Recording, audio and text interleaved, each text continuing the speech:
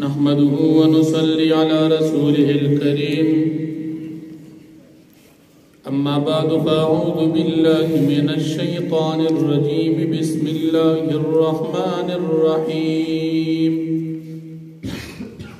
قد مكر الذين من قبلهم فأتى الله بنيانهم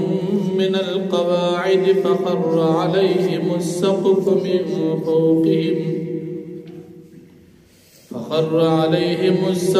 من فوقهم وأتاهم العذاب من حيث لا يشعرون صدق الله العظيم.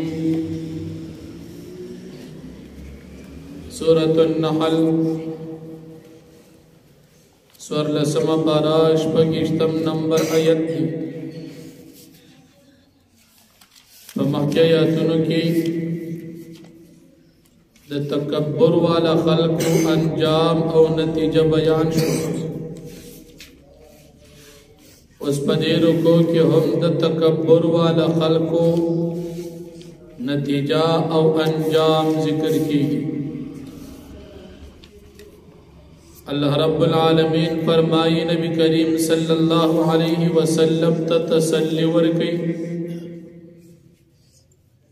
چدا کم کافران مشرکان استا خلاف منصوبے جوڑی دغشان منصوبے مخکنو کافرانو ہم جوڑی کڑی اغا مخکنی کافران منصوبو والا داسی دا دنیا دا جنہ محروم شو لکه څنګه چې پچا باندې د آبادې چترا پروزی او باغې کې مرشي او د جنہ محروم شي. د دې آیت کریمه په تفسیر کې علما دو قسم اقوال ذکر کړي. یو قول ذکر کړي چې دا صرف مثال د کافرانو د منصوبه جوړونکو د انجام دی چې کافران چې کوم د پیغمبرانو خلاف منصوبه جوړي داغي انجام داسې دی لکه څنګه چې پچا باندې چترا پروزی او د هغې لاندې مرشي او د دنیا د ټولو نعمتونو نام محروم شي او هلاک شي. دا غرنگی دا کافران منصوبہ جوڑون کی بعد اللہ پاک پا عذاب سردا سے ہلاک شی چی دا دنیا دا طول نعمتن نبہم محروم شی اخیرت نبہم محروم شی. او دویم تفسیر علماء ذکر کئی چی دا ابراہیم علیہ السلام پا مقابل کی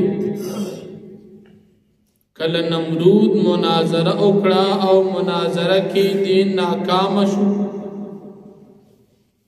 نو نمرود پا بابل خار کی یو اچت آبادی جوڑ اکڑا چید ابراہیم علیہ السلام دا خدے سرز مقابل کو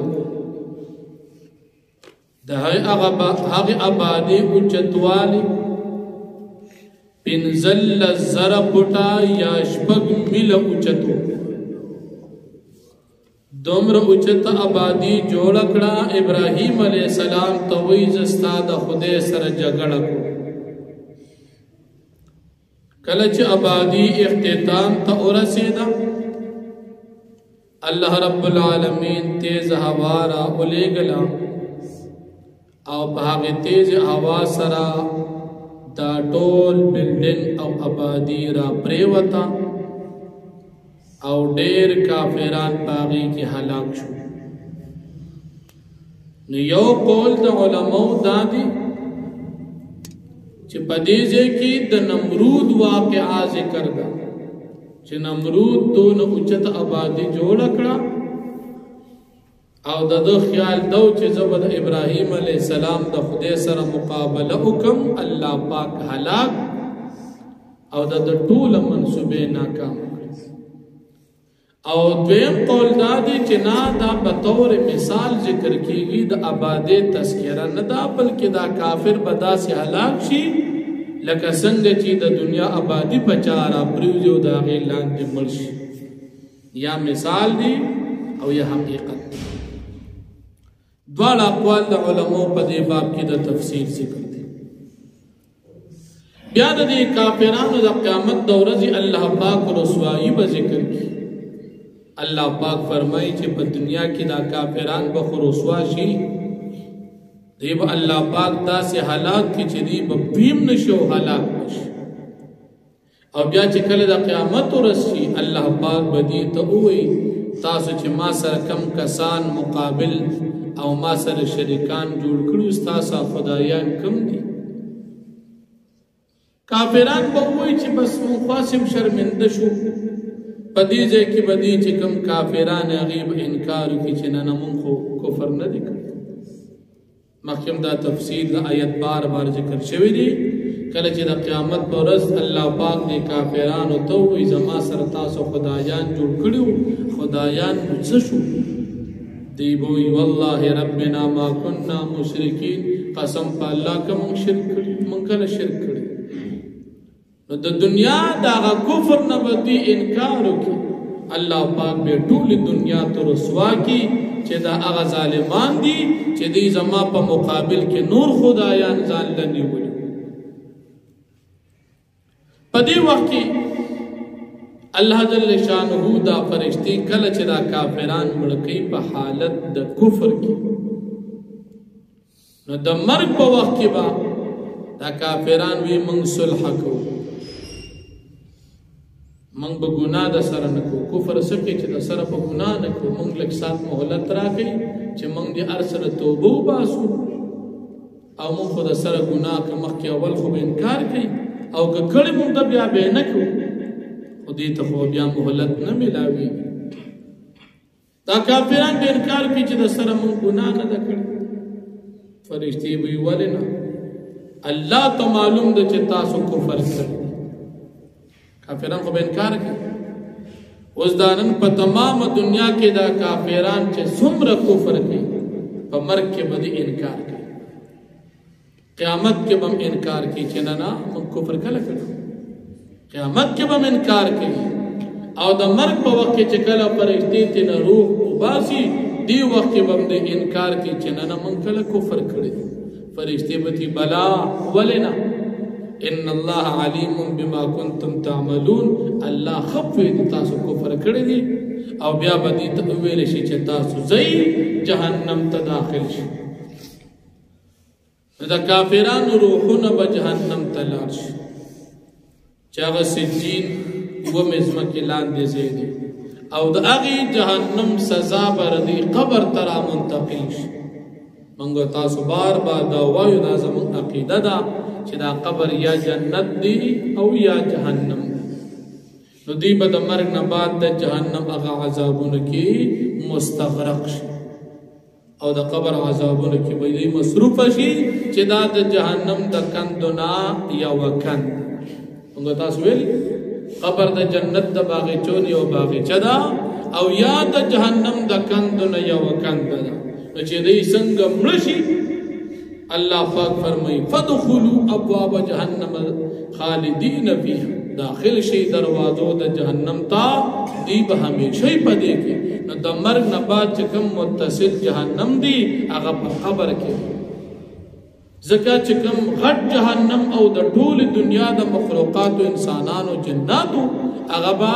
د قیامت نه بعد راځي او د مرګ نه بعد چې کوم جهنم د هغه قبر وار جهنم دی هغه جهنم نه دی چې کوم د حساب کتاب والے نو الله جل شانه په دې آیاتونو کې د کافران اعمال او د کافران انجام جهنم ذکر کوي الله پاک دې او تاسو د کافرانو د اعمالونو وساتي نو فرمایي قد مکر الذين من قبلهم فتاقیر سره مکر کړو تدبیر کړو کافرانو چې د دې کافرانو نه وړاندې فات الله بنيانهم من القواعد پس راغ حکم د الله پاک باندې د دوی ته د جړلو د ویخونو طرف فخر عليهم السقف من فوقهم پس را پریوت په دوی باندې آبادی د پاسه طرف نه واتاهم العذاب راغب دیبان عذاب من حیث دا غزین لا یشعرون چی دین پیدل ثم یوم القیامت یخزیهم بیا پورز قیامت اللہ پاک بھی رسوا کی ویقول اللہ پاک بہو فرمائی این شرکائی الذین کنتم کم دی زما شریکان چی تاسو ما سر جوڑ کرو چی تاسو وی تشاقون فیهم چی تاسو بداغی پا بارکی جگڑ کول دا مسلمانانو سرا اگا خدایان مکم دی چی تاسو مسلمانان سر جگڑ کول تاسو بے خدای دی مسلمانان بوی ندی رب العالمین مقابل بتاسو خدایان جوڑول مسلمانانو بنمن اگا خدایان مکم دی بیا خوبال تا قیامت کی دی سرنی دیزے کے بدی خشرمند اور رسواشی قال الذین اوتوا العلم وی باغ کسان چاگیت علم ورکڑے شوید ان الخزی اليوم یقینا رز رسوائی والسوء او عذاب علی الكافرین پا کافرانو باندی بوی الذین کافرانا کسان تتوفاهم الملائکتو چه وفات کبھی بدوی لر فرشتی دمرگ ظالمی انفسهم پدا سے حال کی چنی بظلم کبھی پخپل زانونو باندی یعنی دا کفر پا وقت کی بدی مڑکی گی بدی وقت کی فرشتی سوئی وفات کی بھی فالقوا السلام دا کافران اس پاری دی فرشتو تا صلحا چه من سر صلحو کی گزار را سرو ما کننا نعمل من سو منگنو چه من عمل کو دا گناہ من خود سرالو گناہ ندا کر کافران با دا کفر سکی دا گناہ نا منکار بلا ولنا فرشتی بھی ولنا ان اللہ علیم بما کنتم تعملون بے شک اللہ پاک خفید استازو پاملن باندی فدخلوا ابواب جہنم پستازو داخل شی دروازو دا جہنم تا خالدین فیہا دیبا میں شی پدی جہنم کی فلبئس مثوى المتکبرین پس دیر بد ٹکانا دا متکبر و تکبر والا خلق دا پارا واخر دعوانا الحمدللہ